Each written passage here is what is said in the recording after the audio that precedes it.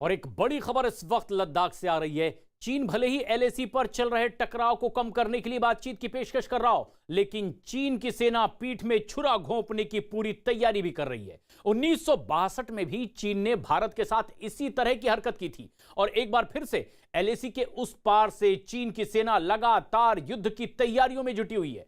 Moscow में दोनों देशों के विदेश मंत्री सीमा पर तनाव घटाने के लिए सहमत भी हो गए, लेकिन हकीकत यह है कि एलएसी के उस पार चीन लगातार सैन्य जमावड़ा बढ़ाता चला जा रहा है।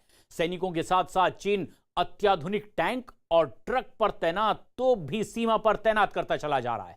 चीन की तरफ से रात में भी सीमा पर सैन्य अभ्यास किया जा रहा है और चीन की सेना रात में इस तरह से गोलाबारी का अभ्यास कर रही है जैसे कोई युद्ध के हालात बन गए हों, और इसके लिए अब वहां जवाब देने की भी तैयारी भारतीय सैनिकों ने कर ली है, क्योंकि ये चीन भरोसे के लायक बिल्कुल नहीं है, क्योंकि इसका इतिहास कुछ ऐसा ही रहा है। संदीप बोल हमारे सहयोगी यहीं मौजूद हैं जहां इस तरह के हालात बने हुए हैं। संदीप, पीछे वो बड़ी बड़ी पहाड़ियां जिसके पीछे कुछ ऐसी ही गर्मी इस वक्त भी महसूस की जा सकती है, किस तरह की तैयारी और स्ट्रेटेजी के साथ भारतीय सेना तैयार है? क्या ताजा हालात वहां बने हुए हैं? बिल्कुल, देखिए आपने ठीक कहा कि यहाँ पे माहौल जो है सीमा पर गर्म है, एलएसी पर गर्म है। ये जो पहाड़ियाँ आप देख रहे हैं इससे तकरीबन 100 से 150 किलोमीटर दूर वो सारी चीज़ें हो रही हैं जो कि दोनों देशों के बीच में तनाव का सबसे बड़ा कारण है। लेकिन अगर हम लोग बात करें जिस तरीके से भारतीय सेना की तैयारी है वो ये साफ कर रही है कि इस बार चीन अपनी मनमानी नहीं कर सकेगा। चीन को अब भारत की शर्तों पर ही आना पड़ेगा और बातचीत की मेज़ पर आना पड़ेगा। तो ये तो साफ कर दिया गया है भारत की तरफ से, और जिस तरीके की तैनाती हमारी पूरी इस एलएसी पर है वो अब से पहले से लेकर अब आपके बारे में अगर आज की कंपैरिजन करें तो ये काफ़ी ज़्यादा है। उन्नत हथियार हमारे पास है, माउंटेन गन्स हमारे पास है, रॉकेट लॉन्चर्स हम लोगों ने तैनात किए हैं, बीएमपीज हमारे पास है। तो चीन के हर किसी चाल का जवाब देने के लिए, और वो भी मुंह तोड़ जवाब देने के लिए हमारी सेना वहाँ पे मौजूद है। उनके पास हर तरीके की सुविधा व्यवस्था जो है इस वक्त पहुंचाई गई है। प्रायोरिटी पे जो है ये सारे काम किए गए हैं ताकि अगर दोनों देशों के बीच में ये जो विवाद है ये जंग की शक्ल लेता है तो भारतीय सेना जो है चीन के उन सारे जो मंसूबे हैं उनको जो है धराशायी कर उन्हें सकते नाकाम हैं। किया जा सके। और इसके लिए जमीनी हकीकत जो आप बता रहे हैं संदीप कि वहां पूरी तरह से मुस्तैद है भारतीय सेना, लेकिन इसकी स्ट्रेटेजी और तैयारी राजधानी दिल्ली में हो रही है, क्योंकि बैठकों का दौर लगातार जारी है। सेना प्रमुखों के साथ खुद रक्षा मंत्री बातचीत कर रहे हैं, सीडीएस इसमें मौजूद रहते हैं। और ऐसे में अनुराग, क्या और किस तरह की तैयारी की अब बात कही जा रही है जो कि अभूतपूर्व है? इससे पहले इस तरह की तैयारियों की बात और इतनी संजीदगी भी नहीं देखी गई थी, और वजह इसकी क्या? देखिए, टॉप लेवल खुद स्ट्रेटेजिक अफेयर्स में शामिल होना चाहता है और इसलिए जो ऑफिसर्स हैं वो अपनी रणनीति बनाते हैं, उसको इम्प्लीमेंट करने की तैयारी को रिकॉर्ड किया जाता है और फिर उन तमाम चीज़ों के बारे में रक्षा मंत्री को जानकारी दी जाती है। तो एक चैनल पूरा इस्टेब्लिश कर लिया गया है और टाइम टू टाइम मीटिंग्स हो रही हैं। उसका मकसद सिर्फ इतना है कि डिसीजन मेकिंग में कहीं कोई डिले ना हो किसी भी तरीके का। और अगर जो हम लगातार कह रहे हैं कि स्ट्रेटेजी का मुख्य हिस्सा ये है कि जो कुछ ज़मीन पर संदीप बता रहे हैं कि ये सारे हथियार और ये सारी सुविधाएँ वहाँ बॉर्डर पर पहुँचाने की कवायद चल रही है, वो सब चीज़ें समय पर हो सके, उसका ऊपर से अधिकार मिल सके, रक्षा मंत्री के लेवल से या प्रधानमंत्री के स्तर पर अगर किसी आदेश की ज़रूरत है तो वो आदेश तुरंत मिल सके। उन सब चीज़ों को स्मूथ करने के लिए ये बैठकों का दौर चल रहा है जो बार बार हो रही है। कल भी बैठक हुई थी जिसमें रक्षा मंत्री को पूरी जानकारी दी गई, ब्रीफ किया गया। स्ट्रेटेजी इस लिहाज से बनाई जा रही है कि कोई भी इक्विपमेंट मूवमेंट में, किसी भी तरीके के डिप्लॉयमेंट में, किसी भी तरीके की सुविधाओं के रूप में, और सबसे बड़ी बात कि जो राफेल का जो दूसरा जो बेड़ा आना था हमारे पास, 5 और राफेल जो आने थे, उनको किस तरीके से उसको जल्दी लिया जा सकता है, क्योंकि पहले बात थी कि अक्टूबर नवंबर के बाद ये आएंगे 5 और प्लेन जो आने हैं, वो अगर जल्दी आ जाते हैं तो 10 राफेल हमारे पास हो जाएंगे, जिसमें 5 का डिप्लॉयमेंट 2 बेसिस पर हो सकता है और वो एक बड़ा गेम चेंजर हो सकता है भारत के पक्ष में। यानी सेना की ताकत कैसे और बढ़ाई जाए, इसके लिए लगातार मंथन हो रहा है, स्ट्रेटेजी बनाई जा रही है दिल्ली में, और उसे अमली जामा पहनाएंगे लद्दाख में मौजूद हमारे जांबाज वो जवान। संदीप, अनुराग लगातार हमारे साथ बने रहें। लेकिन लद्दाख में चीन भले ही ठंड में भी अपने सैनिकों के डटे रहने की बात लगातार कहता रहा हो, लेकिन यह आसान भी नहीं होगा। जबकि लद्दाख में एलएसी पर चीन को मुंहतोड़ जवाब देने के लिए भारत के जांबाज जवान भी पूरी तरह से मुस्तैद हैं। हालांकि भारतीय फौज को आने वाले महीनों में भी अब एक कड़ी लड़ाई लड़नी पड़ेगी कुदरत से, क्योंकि इसमें कई इलाके ऐसे भी हैं जहां दिसंबर और जनवरी के मौसम में टेम्परेचर -30 और -40 तक नीचे गिर जाता है। और इसीलिए भी फौज ने बहादुर जवानों की अगली जंग की तैयारी भी शुरू कर दी है। लेह में सेना की तैयारियां देखने के लिए पहुंची न्यूज़ 18 की टीम उन आधुनिक टेंटों में भी पहुंची है जो खास तौर पर ठंड से लड़ने और बचने के लिए बनाए गए हैं। ये ऐसे टेंट होते हैं जो खून जमा देने वाली ठंड में भी गर्मी का एहसास इन जवानों को कराते हैं। एक टेंट में 8 से 10 जवानों के रहने का पूरा इंतजाम कर दिया गया है और टेंटों में खास तरह की चिमनी और स्टोव भी लगाए जा रहे हैं जो ना सिर्फ हवा के बहाव को बनाए रखेंगे बल्कि तापमान को भी काबू में रखते हैं। इसके अलावा बर्फीले प्रहार से जवानों को बचाने के लिए भी खास तरह के जैकेट बनाए गए हैं। और हमारी सहयोगी अरुंधति जिस इलाके में पहुंची हैं वो बताती हुई कि किन किन तैयारियों को यहां देखा और महसूस किया जा सकता है। कई तरह के जैकेट, स्पेशल बूट और बाकी गर्म कपड़े भी वहां पर अब तैनात और उन लोगों को मुहैया करा दिए गए हैं जो सीमा पर सुरक्षा के लिए पूरी तरह से मुस्तैद हैं। संदीप, जिस तरह की तैयारी अब देखी जा रही है, भविष्य में जो टेम्परेचर नीचे गिरेगा -30 से 40 तक जा सकता है, ऐसे में निपटने के लिए किस तरह से मुकम्मल तैयारी वहां देखी जा सकती है जहां आप लद्दाख में खुद मौजूद हैं? देखिए, विंटर स्टॉकिंग के लिए लगातार भारतीय वायुसेना के विमान जो है लेह में आ रहे हैं, विंटर स्टॉकिंग कर रहे हैं। पिछले 3 महीने से लगातार विंटर स्टॉकिंग हो रही है, लेकिन इन विंटर स्टॉकिंग में इस बार बढ़ोतरी इसलिए की गई क्योंकि इस बार सेना की तादादी यहाँ पे ज़्यादा है। 30 से 40 हज़ार सैनिक यहाँ मौजूद है और नॉर्मल टाइम में ये इतने तादाद में नहीं होते हैं, तो इसलिए लगातार जो विंटर स्टॉकिंग के लिए जो है एयरक्राफ्ट आ रहे हैं। दूसरी चीज़ ये है कि सबसे बड़ी चुनौती ये है कि शेल्टर सबसे बड़ी चुनौती है, क्योंकि ये जिस तरीके का इलाका है, इस इलाके में जब 30 से 40 हज़ार जवान उस जगह पर मौजूद है तो उनका शेल्टर बहुत इंपॉर्टेंट हो जाता है। क्योंकि यहाँ कई इलाके ऐसे जहाँ पे इस तरीके के प्लेन मैदान ज़रूर दिख जाएंगे, लेकिन बहुत से इलाके ऐसे हैं जहाँ पे सिर्फ पहाड़ियाँ हैं और पहाड़ी की जो तलहटी है वहीं पर रुकने का बंदोबस्त है। तो ऐसे में उन सब जगह पर किस तरीके से भारतीय सेना के जवानों को सर्दी से बचाया जाए, उसकी तैयारी पहले से ही की जा चुकी है। अलग अलग तरीके के टेंट से लेकर वो सारे साजो सामान जो कि सर्दियों में जवानों को इस्तेमाल में लाए जाने के लिए पहले ही दिए जा चुके हैं। साथ ही उस हाई ऑल्टीट्यूड इलाके में लड़ने के लिए जितने भी बंदोबस्त है, चाहे वो वेपनरी सिस्टम हो, वो सब दिए जा चुके हैं। लगातार जो है उनको ट्रेनिंग भी दी जा रही है, उन सब इलाकों में ड्रिल्स भी हो रहे हैं। लेकिन ये है कि इस वक्त की हालात ये है कि वहाँ पे जैसे जैसे ठंड बढ़ती रहेगी वैसे वैसे जो है वहाँ पे रहना बहुत दिक्कत हो जाएगा, मुसीबत हो जाएगी। इस बात का पूरा ख्याल रखा जा रहा है कि आगे जो मौसम आने वाला है उसमें किसी भी तरह की तकलीफ हमारे जाबाज जवान महसूस ना करें। लेकिन न्यूज़ 18 इंडिया की टीम पूर्वी लद्दाख में एलएसी के उस इलाके में भी पहुंची जहां 3 महीने से चीन के साथ तनाव लगातार बना हुआ है। गलवान, देप्सांग और पेंगोंग में 3 महीने से लगातार हालात वैसे के वैसे बने हुए हैं। जहां चोटियों पर बर्फ जमी है, वहीं चीन से तनाव की गर्मी भी साफ महसूस की जा सकती है। भारतीय जवानों के इस दौरान चीन के सैनिकों से झड़प भी हुई है, लेकिन 15,000 फीट की ऊंचाई पर इस तरह की जंग आसान भी नहीं होती। कड़ाके की इस सर्दी में जवान देश की सीमा की सुरक्षा में पूरी तरह से मुस्तैद हैं।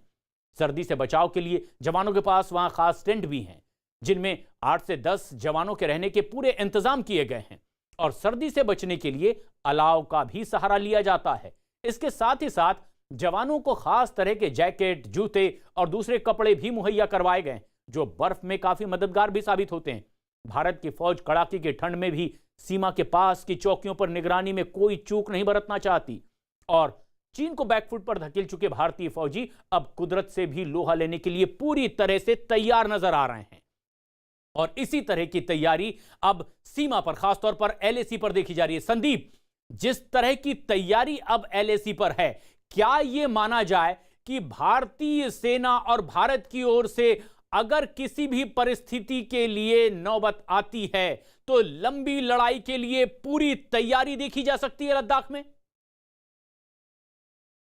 बिल्कुल, देखिए भारत तो लंबी लड़ाई के लिए ही तैनात है यहाँ पे। ख़ास बात ये है कि रूल ऑफ एंगेजमेंट जो पहले हुआ करता था कि कभी भी कोई दोनों देशों के सैनिकों के बीच कोई फेस ऑफ की घटना हो तो ये रूल ऑफ एंगेजमेंट था, उसको भी बदल दिया गया है। यानी कि अब जो वहाँ लोकल कमांडर है उसको सीधे तौर पर पूछने की ज़रूरत नहीं है दिल्ली से या उनके कोर से वो सीधे ही अपने फैसले वहाँ ले सकते हैं। इतनी सहूलियत जो है सरकार की तरफ से उनको दी गई है। नए नियम कानून जो है वो तय किए गए हैं। फायरिंग की हम लोग बात करें तो ये भी डिपेंड करता है कि अगर लोकल कमांडर अगर स्थिति को देखता है और वहाँ स्थिति ऐसी ख़राब हो रही है तो फायरिंग तक करने की जो इजाज़त उसको होगी। लेकिन सिचुएशन को देखते हुए ये साफ है कि भारतीय सेना ने अपने इस पूरे इलाके में अपनी मजबूत पकड़ बना रखी है कि अगर चीन जिस तरीके की बात कह रहा है कि हम इस पूरी सर्दियों में भी रुकने को तैयार हैं, तो भारतीय सेना तो हमेशा से हर सर्दियों में वहीं रुकती है, उन इलाकों में रहती है। तो भारतीय सेना को इस चीज़ की बात या इस चीज़ की धमकी चीन की तरफ से जो दी जा रही है कि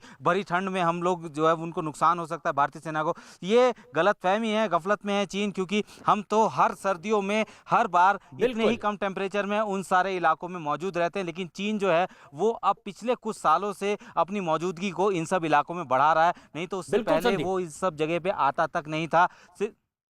यानी चीन के पास वो तजुर्बा, उन सैनिकों के पास वो अनुभव नहीं है जो भारतीय सैनिकों के पास है, इतनी ऊंचाई पर हमेशा मौजूद रहने का तजुर्बा।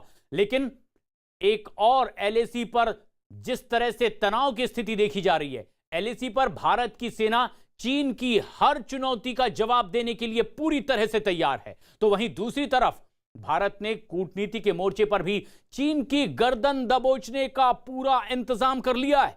एक दिन पहले ही भारत और जापान के बीच एक बेहद अहम समझौता हुआ है, जिसमें यह तय किया गया कि दोनों देशों की सेनाएं हर काम में एक दूसरे की पूरी मदद करेंगी। भारत और जापान की सेनाएं अपने संसाधनों को साझा करेंगी, एक दूसरे के संसाधनों का इस्तेमाल करेंगी। मतलब यह कि भारत की कोई भी सेना अगर जापान की सीमा में मौजूद हो तो उसे ईंधन, दवाई और दूसरे तमाम सामान के लिए भटकना नहीं पड़ेगा। पूरा सहयोग जापान की ओर से मिलेगा और जरूरत का सारा सामान जापान उन्हें मुहैया करवाएगा। जापान को भी बदले में ऐसी ही सहूलियत भारत की ओर से दी जाएगी। चीन से चूंकि जापान भी तंग आ चुका है और इसीलिए यह समझौता चीन के लिए अब एक सीधी चेतावनी के तौर पर देखा जा रहा है, जिससे अब चीन सहमा हुआ है, डरा हुआ है, क्योंकि भारत के साथ साथी जुड़ते चले जा रहे हैं और चीन से नाखुश होने वाले देशों की तादाद बढ़ती जा रही है। चीन के खिलाफ साथ आए भारत और जापान।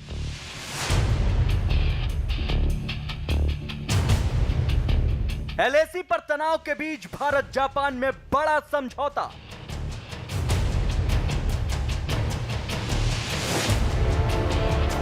दोनों देशों की सेनाएं करेंगी एक दूसरे की मदद।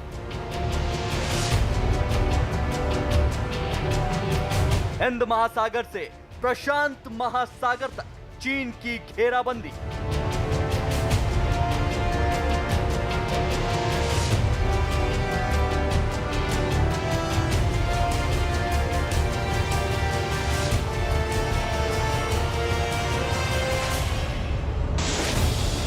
प्रधानमंत्री नरेंद्र मोदी और जापान के पीएम शिंजो आबे की दोस्ती का नया रंग देखकर चीन के होश उड़ गए हैं। चीन की जापान के साथ भारत से भी ज्यादा पुरानी दुश्मनी है और अब चीन को सबक सिखाने के लिए भारत और जापान के बीच एक बड़ा रणनीतिक समझौता हुआ है। इस समझौते के बाद भारत और जापान की तीनों सेनाओं ने तय किया है कि जरूरत पड़ने पर वो एक दूसरे के साथ खड़ी होंगी। इस समझौते के तहत दोनों देशों की सेना, वायुसेना और नौसेना आपस में नजदीकी तालमेल बिठाकर काम करेंगी। दोनों देशों की सेनाएं एक दूसरे को जरूरत पड़ने पर राशन, कपड़ा, ईंधन वगैरह मुहैया कराएंगी। संचार और इलाज की सुविधाएं भी जापान और भारत की सेनाएं आपस में साझा करेंगी। एक दूसरे को सैन्य साजो सामान की मरम्मत करने में भी मदद करने की बात इस समझौते में शामिल है। सबसे बड़ी बात यह कि जापान और भारत की सेनाएं अपने सैन्य अड्डों का इस्तेमाल एक दूसरे को करने देंगी। संयुक्त राष्ट्र के शांति मिशन और प्राकृतिक आपदा में राहत अभियान में भी भारत और जापान की सेनाएं एक दूसरे के साथ काम करेंगी। विदेश में फंसे भारतीय और जापान के नागरिकों की सुरक्षित घर वापसी का इंतजाम भी साझा होगा।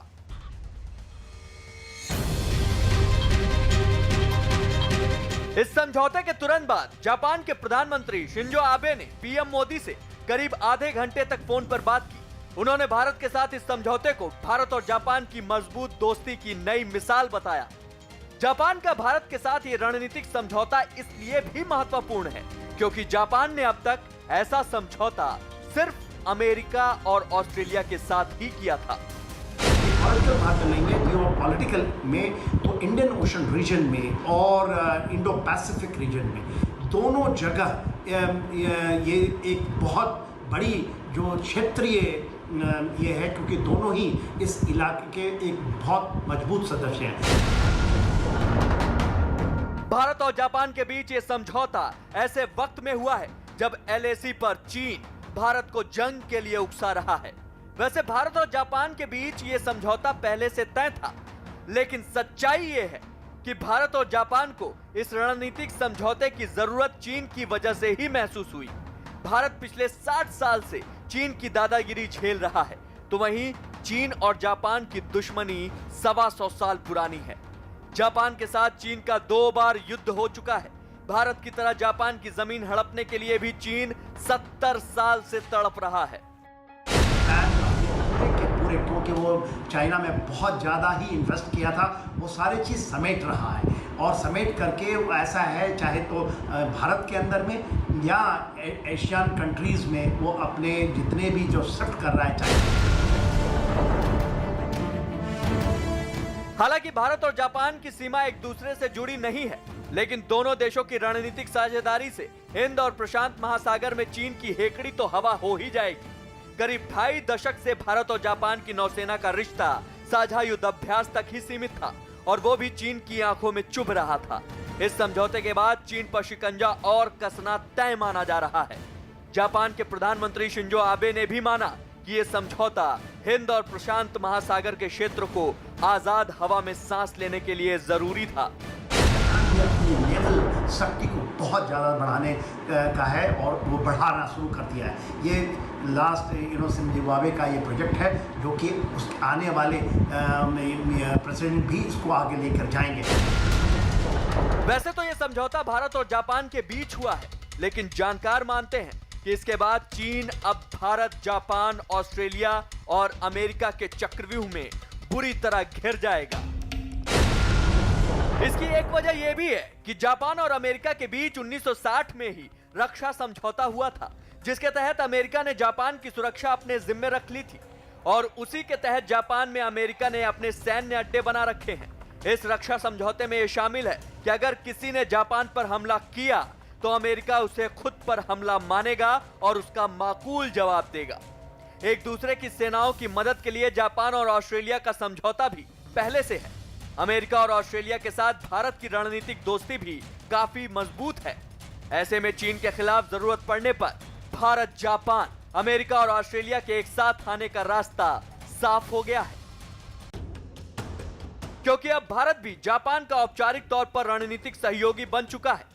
वैसे भारत, अमेरिका, जापान और ऑस्ट्रेलिया पिछले 1.5 दशक से हिंद और प्रशांत महासागर में चीन की नकेल कसने में जुटे हुए हैं। कोरोना संकट के बाद ऑस्ट्रेलिया के साथ चीन के रिश्ते बेहद खराब हैं। वहीं अमेरिका भी दक्षिण चीन सागर में अपने 2 युद्धपोत तैनात किए बैठा है। उसने ये चेतावनी दे रखी है कि ताइवान और जापान को चीन ने आंख दिखाई तो उसकी खैर नहीं होगी। जापान के पास अमेरिका का दिया हुआ बहुत अच्छा वेपन, चाहे वो मिसाइल डिफेंस हो, इंटेलिजेंस हो, चाहे और आधुनिक जो चीज़ें वो जापान अब बनाना शुरू किया है क्योंकि उसकी मिलिट्री इन्वेस्टमेंट है। चीन को रणनीति के मोर्चे पर भारत अपनी ताकत मई से ही दिखा रहा है। अब कूटनीति के मोर्चे पर भी चीन की घेराबंदी दिन ब दिन सख्त होती जा रही है। जापान के साथ नया समझौता भारत की कूटनीतिक ताकत की ही झांकी है।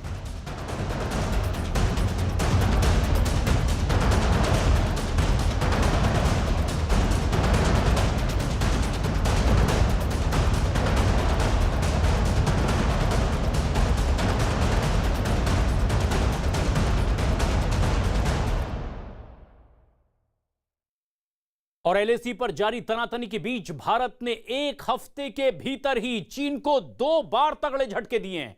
भारत और जापान के बीच रक्षा समझौते ने चीन को पूरी तरह से घेर लिया है, लेकिन उससे भी पहले भारत की रूस के साथ एक बड़ी डील हुई थी और यह डील AK-203 राइफल को लेकर के हुई है और इसकी मारक क्षमता भी चीन के होश उड़ा देगी। और रूस के साथ हुई इस डील के सामने आते ही चीन के होश फाख्ता हो गए हैं और इसीलिए अब वो खुद को चौतरफा घिरा महसूस कर रहा है। एक हफ्ते में चीन को दूसरा तगड़ा झटका। न्यूज 18 इंडिया की एक्सक्लूसिव पड़ताल। भारत की चीन के होश उड़ाने वाली डील। रूस के साथ पक्की हुई भारत की डील। AK-203 राइफल पर रूस से पक्का करार। भारत रूस की डील से कांपेगा चीन।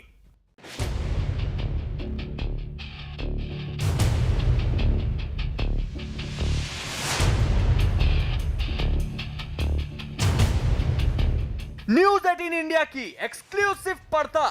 चीन को झटका देने वाला भारत का दूसरा करार। एक हफ्ते में भारत ने चीन को दिए 2 करारे झटके। सबसे बड़ी खबर यही है कि चीन इस वक्त भारत की चाल को समझ ही नहीं पा रहा। एक हफ्ते में भारत ने दूसरा बड़ा कदम उठाकर चीन को पूरी तरह से सख्ते में डाल दिया है, बल्कि यह कहा जाए कि चीन को कांपने के लिए मजबूर कर दिया है, क्योंकि पिछले ही हफ्ते भारत ने रूस के साथ एक समझौते को अंतिम रूप दिया है। रक्षा मंत्री राजनाथ सिंह का रूस के साथ करार। AK-203 राइफल को लेकर भारत का बड़ा सौदा। रूस के भारत से हुए सौदे ने उड़ाई चीन की नींद। भारत अब तैयार करेगा असॉल्ट राइफल AK-203।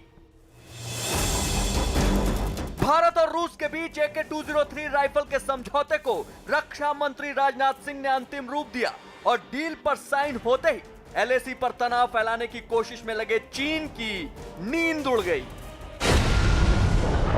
पिछले हफ्ते ही रूस के 3 दिवसीय यात्रा पर गए रक्षा मंत्री राजनाथ सिंह ने रूस के अत्याधुनिक AK-203 असॉल्ट राइफल से संबंधित एक बड़े करार को अंतिम रूप दिया।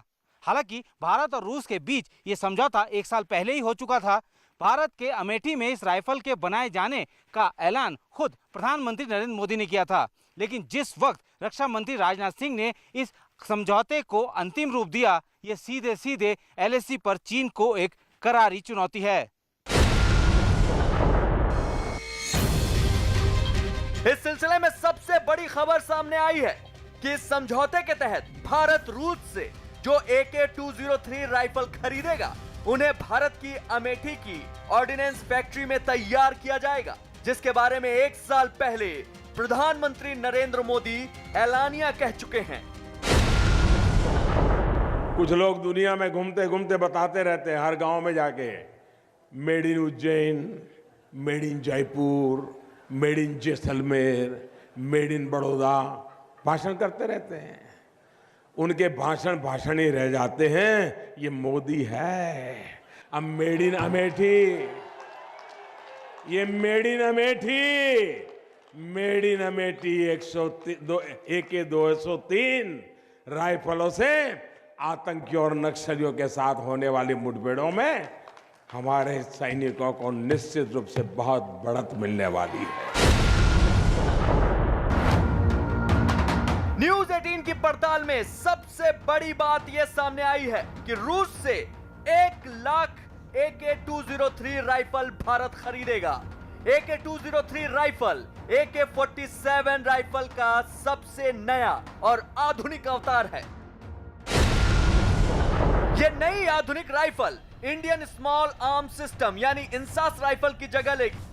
रक्षा सूत्रों से न्यूज 18 इंडिया को मिली खबर के मुताबिक भारतीय थल सेना को करीब 7,70,000 AK-203 राइफलों की जरूरत है, जिनमें से 1 लाख का आयात किया जाएगा और बाकी भारत में ही बनाई जाएंगी। रक्षा मंत्रालय के एक बयान में यह भी कहा गया था कि दोनों पक्षों ने AK-203 राइफल के उत्पादन के लिए भारत रूस संयुक्त उद्यम की भारत में स्थापना को लेकर अंतिम चरण की चर्चा का स्वागत किया है, जिसके लिए उत्तर प्रदेश के अमेठी में तैयारियां पूरी कर ली गई हैं और यही बात अब दुश्मनों को बेहद अखर रही है।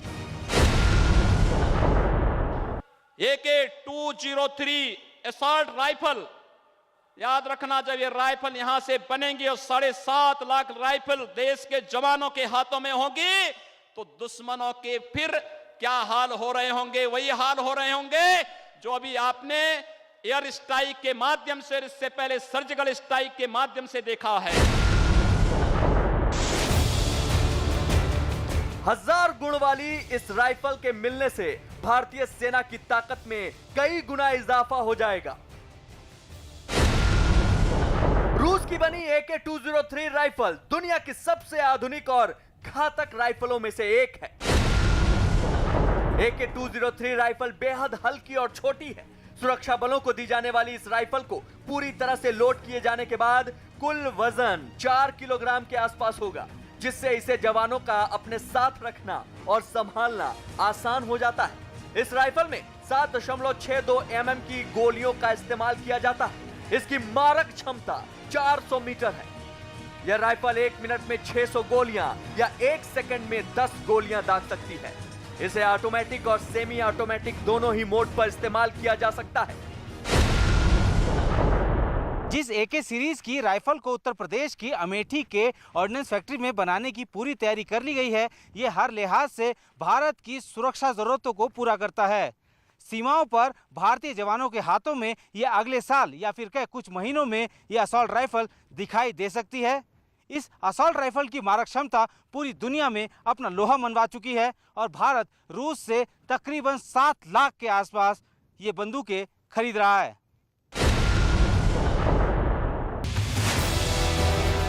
न्यूज 18 इंडिया को मिली जानकारी के मुताबिक भारत और रूस के रक्षा मंत्री के इस बड़े और जरूरी करार के बाद LAC पर चीन के होश गुम हो गए हैं, क्योंकि अब उसे इस बात का अंदाजा होने लगा है कि भारत की चाल को समझना मुश्किल ही नहीं, नामुमकिन है। और इस वक्त की एक बड़ी खबर आ रही है। भारत ने चीन को 2 टूक कह दिया है कि जब तक LAC पर पहले जैसे हालात नहीं बनते तब तक चीन शांति की उम्मीद बिल्कुल ना करे। दोनों देशों के विदेश मंत्रियों की मुलाकात में भारत ने यह भी कह दिया है कि LAC पर तमाम जगहों पर ताजा हालात की समीक्षा की जाएगी, क्योंकि पहले भी कई बार चीन अपने वायदे से मुकर चुका है।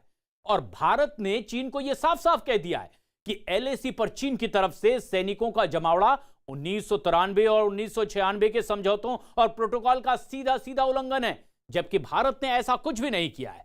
भारत के विदेश मंत्री ने चीन को चेतावनी दे दी है कि LAC पर तनाव का दोनों देशों के द्विपक्षीय संबंधों पर सीधा असर पड़ेगा। और इस बैठक के बाद रक्षा मंत्री राजनाथ सिंह ने भी CDS और सेना प्रमुख के साथ बात की है, जिसमें कि चीन के साथ बातचीत की समीक्षा की गई।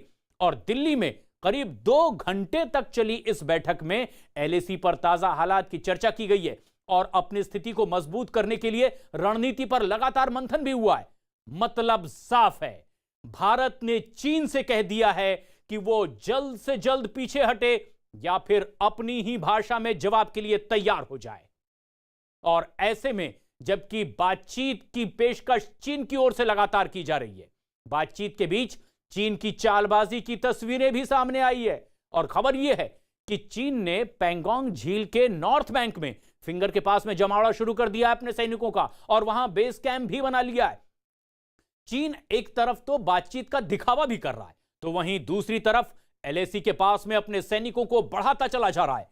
और ऐसी ही हरकत करते हुए चीन ने फिंगर 4 के पास में मिलिट्री बेस तैयार कर लिया है। हम आपको इन तस्वीरों के जरिए दिखा रहे हैं कैसे पैंगोंग झील के नॉर्थ बैंक के पास में भारतीय सेना को अलग करने की कोशिश में चीन जुटा हुआ है। झील का नॉर्थ बैंक 8 फिंगर में बांटा गया है, जैसा कि आप तस्वीरों में दिखाई दे रहा है। और इन फिंगर्स पर दोनों देश अपना दावा कर रहे हैं। LAC के फिंगर 8 पर भारत का दावा है और फिंगर 4 तक तो भारत का अधिकार लगातार रहा है, लेकिन चीन ने यथास्थिति का उल्लंघन करते हुए फिंगर 4 पर अपना डेरा डाल दिया है। और इसके अलावा चीन ने फिंगर 5 और फिंगर 8 पर भी सैनिकों का जमावड़ा बढ़ा दिया है। 2 महीने पहले भारतीय खुफिया एजेंसियों ने फिंगर 5 के पास में ही चीन की क्रेन देखी, ट्रक देखे और निर्माण में जो इस्तेमाल होती है वो मशीनें देखी है। और भारतीय एजेंसियों को चीनी सेना के बैरक और दफ्तर बनने की भी पुख्ता जानकारी हाथ लगी है। इतना ही नहीं, फिंगर 5 के पास में तो चीन ने टैंक भी तैनात किए हैं और फिंगर 8 के पास में भी चीनी सेना के इलाकों का सैनिकों का जमावड़ा देखा जा सकता है। खास बात यह भी है कि पिछले साल तक के यहां ऐसा कुछ भी नहीं था, लेकिन चीन दोगला रवैया लगातार अपनाए हुए है और लगातार नियमों का उल्लंघन कर रहा है। और बेस कैंप के साथ साथ चीन की बोट भी यहां पर दिखाई देने लगी है।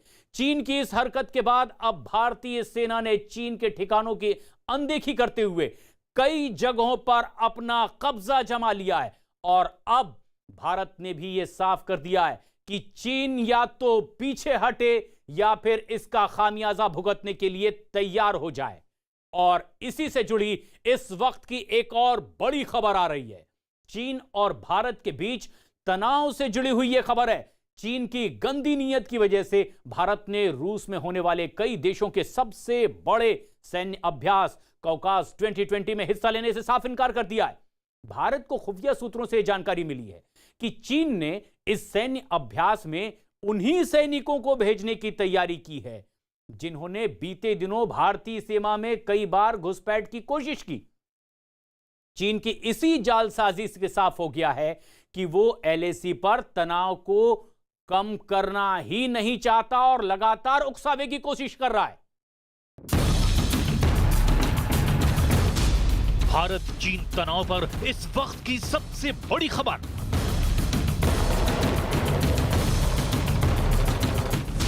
चीन की गंदी हरकत की वजह से भारतीय सेना रूस नहीं जाएगी। रूस के सबसे बड़े सैन्य अभ्यास में शामिल नहीं होगा भारत। चीन ने घुसपैठ करने वाले सैनिकों को सैन्य अभ्यास में भेजने की तैयारी की।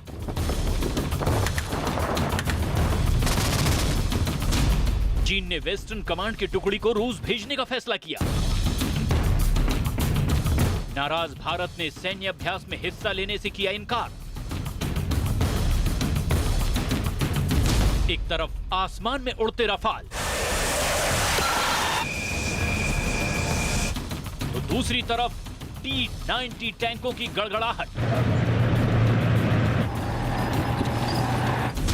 एक तरफ पिनाक मिसाइल लॉन्चर से सेना को सुसज्जित करने की तैयारी, तो दूसरी तरफ पैंगोंग इलाके में रणनीतिक इलाकों में मुस्तैदी से चौकसी करते भारत के जवान।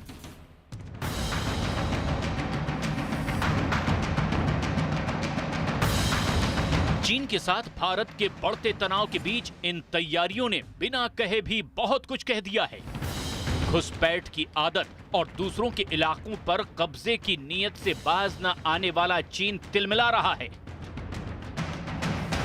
और इस तिलमिलाहट की बड़ी वजह एक ही है।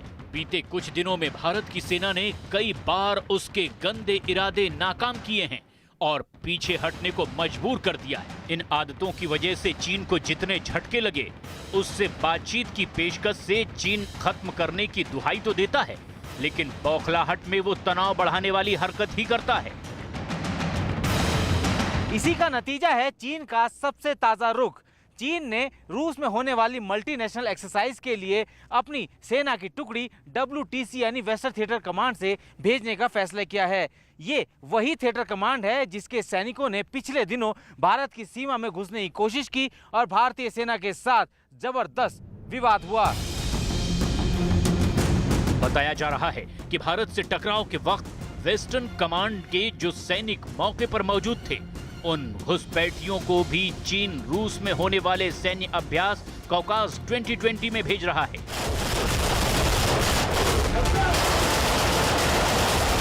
कई जानकार इसे भारत को भड़काने वाली नीयत बता रहे हैं। बताया जा रहा है कि चीन के इस हरकत की भनक भारत को पहले ही लग गई थी।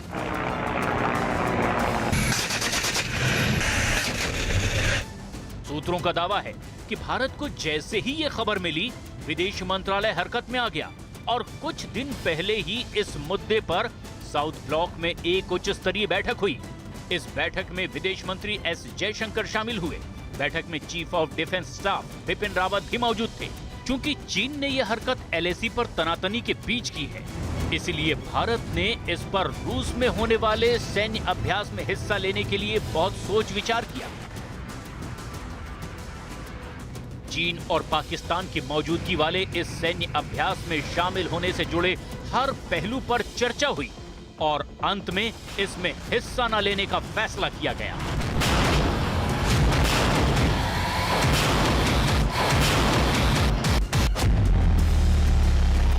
रूस में हो रहे इस अभ्यास के लिए भारतीय सेना के तीनों अंगों को न्योता दिया गया था। इस अभ्यास में एससीओ सदस्य देश और मध्य एशियाई देश हिस्सा ले रहे हैं, जिनमें चीन, पाकिस्तान, रूस, उज्बेकिस्तान, कजाकिस्तान, किर्गिस्तान जैसे देश शामिल हैं। जिन 18 देशों को इस सैन्य अभ्यास में शामिल होना है, उनमें चीन और पाकिस्तान दोनों शामिल हैं। भारत को लेकर दोनों देशों का नजरिया किसी से छुपा नहीं है। पाकिस्तान की सेना आतंकियों की घुसपैठ कराने के लिए बदनाम है, तो चीन अपनी चौहदी बढ़ाने की साजिश रचने की वजह से कुख्यात है। चीन की हरकत को भारत ने 15 जून को भी झेला। अब दोनों देशों के सैनिकों के बीच हुई हिंसक झड़प ने हालात और बिगाड़ दिए। इस झड़प में 21 भारतीय सैनिक वीर गति को प्राप्त हो गए थे। चीन ने इस झड़प में मारे गए अपने सैनिकों की संख्या नहीं बताई थी। हालांकि कुछ रिपोर्ट के मुताबिक उसके 40 जवान इस झड़प में मारे गए थे। तनाव के ऐसे साये के बीच भारत ने रूस में होने वाले इस सैन्य अभ्यास से दूर रहने का फैसला कोई जल्दबाजी में नहीं लिया, बल्कि रूस से न्योता मिलने के बाद भारत ने बहुत ही ठंडे दिमाग से विचार विमर्श कर यह फैसला लिया। भारत के रक्षा मंत्री राजनाथ सिंह और विदेश मंत्री एस जयशंकर भी इससे जुड़ी चर्चाओं में शामिल हुए। भारत ने सैन्य अभ्यास में शामिल होने की तरफ बढ़ना शुरू भी कर दिया था। बताया जा रहा है कि भारत ने कौकास 2020 में 200 सैनिकों को भेजने का मन बनाना शुरू कर दिया था, लेकिन भारत की राह में 2 अड़चनें आ गई। पहली अड़चन कोरोना का प्रकोप है। बताया जा रहा है कि इस साझा ट्रेनिंग प्रोग्राम को पहले ही शुरू होना था, लेकिन कोरोना के प्रकोप की वजह से इसमें देरी हुई। भारत ने नई तारीखों के हिसाब से हालात का आकलन किया। चीन में बीते कई हफ्ते से कोरोना के नए मरीज सामने नहीं आए, लेकिन रूस में लगातार कोरोना के नए मरीज सामने आ रहे हैं। रूस में 10 लाख से ज्यादा लोग कोरोना की चपेट में हैं। रूस में कोरोना की वजह से 18,000 से ज्यादा लोगों की जान जा चुकी है। कोरोना के अलावा चीन भारत की राह में दूसरी बाधा बन गया।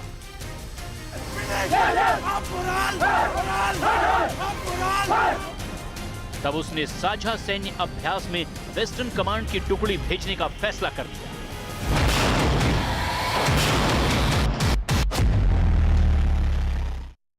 और एक बड़ी खबर इस वक्त आ रही है। अरुणाचल प्रदेश से लापता हुए 5 लोगों को चीन ने आज भारतीय अधिकारियों को सौंप दिया है।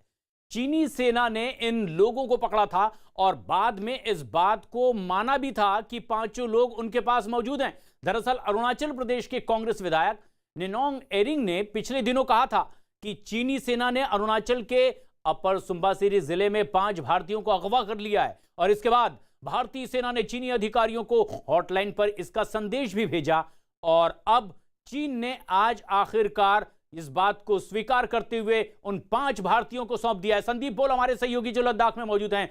संदीप, क्या और जानकारी मिल रही है? क्योंकि जिस तरह की जानकारी भारतीय अधिकारियों ने चीन के सेना अधिकारियों को दी थी, पहले तो इनकार किया गया, लेकिन आखिरकार सौंपने को मजबूर हुआ आज। देखिए, जब इस तरीके की घटना को, ये पहली बार नहीं है अरुणाचल में। इस बार इस साल में अब तक जो है 3 इस तरीके की घटना हो चुकी है, जब भारतीय युवा जो है रास्ता भटक के उस इलाके में चले गए। एलएसी की दूसरी तरफ जो अपर सुबनसिरी है, उसमें 2 अगस्त को 5 लापता लड़कों की जानकारी आई थी कि 5 लोग लापता हैं। उसके बाद जब पूरी सर्च की गई, सर्च करने के बाद ये पता लगा 8 तारीख को, जो 8 अगस्त को भारतीय सेना ने वहाँ PLA के अफसरों से इस बाबत जो है बातचीत की, हॉटलाइन पे बातचीत की। उसके बाद उन्होंने ये बात मानी कि ये पांचों लोग जो है उन्हीं के इलाके में हैं, यानी एलएसी के दूसरी तरफ ये लोग पहुंचे हुए हैं। उसके बाद लगातार बातचीत की जा रही थी और उन्होंने ये आश्वस्त किया था कि जल्दी जो है उनको भारतीय सेना को सौंप दिया जाएगा। तो आज किबिथु में भारतीय सेना को उन पांचों नागरिकों को सौंप दिया गया है। हालांकि अब जो है उनके घर वालों को सौंपने के लिए अभी भी 14 दिन का इंतजार करना होगा, क्योंकि कोविड प्रोटोकॉल जो है पूरी तरीके से लागू फॉलो करना पड़ेगा। लेकिन ये कोई पहली घटना नहीं है इस इलाके में, ये तीसरी घटना है इस पूरे इलाके में। सुबनसिरी, अपर सुबनसिरी हो या वेस्ट सियांग डिस्ट्रिक्ट हो, वहाँ पे इस तरह की घटना सामने आई है। लेकिन ये बात तो साफ हो गई थी कि भारतीय सेना ने जिस तरीके से एफर्ट्स किए, लगातार जो है वहाँ सैन्य अधिकारियों से चीन के बातचीत की और उसके बाद जो है उन्होंने भी माना कि ये पांचों उन्हीं के पास में हैं और उन्होंने जो है वादा किया था कि हम वापस करेंगे। तो उन्होंने अब फिलहाल वापस उनको पांचों को वापस कर दिया है। ये पांचों भारतीय अब भारत वापस आ चुके हैं, लेकिन इससे जो पहले इनकार करता रहा आखिरकार चीन को मानना पड़ा और उन भारतीयों को अब उसने लौटा दिया है। लेकिन इस बीच एक बड़ी खबर आ रही है, क्योंकि अंतर्राष्ट्रीय स्तर पर भी अब चीन घिरता जा रहा है। वीगर मुसलमानों पर अत्याचार के मामले में चीन पूरी दुनिया में घिरता नजर आ रहा है। अमेरिका के बाद अब ब्रिटेन में भी चीन के खिलाफ आवाज बुलंद होने लगी है और ब्रिटेन की संसद में लेबर पार्टी के सांसद तनमनजीत सिंह ने चीन में वीगर मुसलमानों के नरसंहार पर अपनी सरकार से दखल देने की मांग की है। ब्रिटेन में लगातार यह आवाज उठ रही है कि चीन में वीगर मुसलमानों पर अत्याचार हो रहे हैं और इसके लिए जिम्मेदार लोगों पर प्रतिबंध लगाया जाना चाहिए। चीन और ब्रिटेन के बीच में हांगकांग को लेकर पहले से ही तनातनी थी और उस बीच अब वीगर मुसलमानों को लेकर दुनिया भर में चीन घिरता चला जा रहा है।